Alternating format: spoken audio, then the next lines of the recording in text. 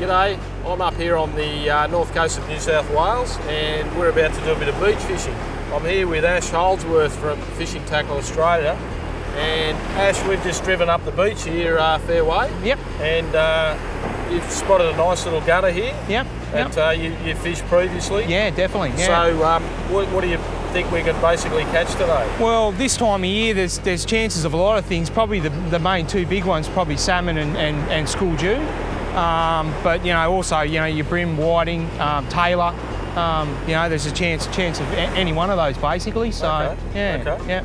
And we're going to be doing a bit of bait fishing. Yeah. With beach worms. Yep. That's your favourite sort of bait. Yeah. No, they're a good all-round bait, and you can just about target just about any kind of beach worm. So they're good. Yeah. Okay. And you basically use a whole worm. Yeah. Well, when you're targeting jew and bigger fish, definitely. Okay. A whole worm seems to work really well. For things like brim and whiting, bits and pieces of the worm are fine. So. And I noticed you brought a couple of different sort of outfits with you. Yep. You've got a nice spin rod here. Yep. And you've got an overhead there. Yep. Why would you sort of use both? Is there an advantage of one over the other? Well, it's probably more of a preference thing, really. There is an advantage in the egg beaters when it's windy and you're using light baits and stuff like that. You'll find that you'll get a lot more cast distance, and plus, a lot of nighttime fishing as well.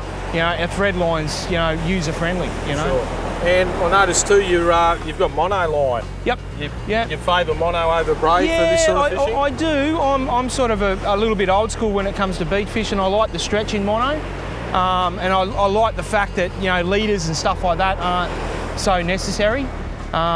It just keeps it simple, basically, Okay. So, yeah. Okay, can you show us the rig here? That's a fairly basic rig. It's, just a basic paternoster rig. Yep. So this is basically this is what we'd use for school jew and salmon and that sort of stuff. Basically a 3.0 long bait holder by Mustard. Yep. And fished on sort of about 25 or 30 pound fluorocarbon leader. Yep. And that goes up to a 3-way crane swivel. That's done by Shogun. Okay. And that makes life very easy. No tangles, plenty of movement there.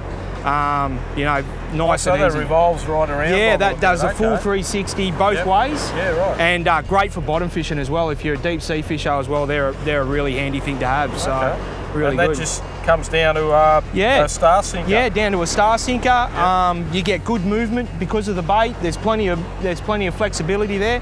Yep. These have a good tendency to bury into the sand.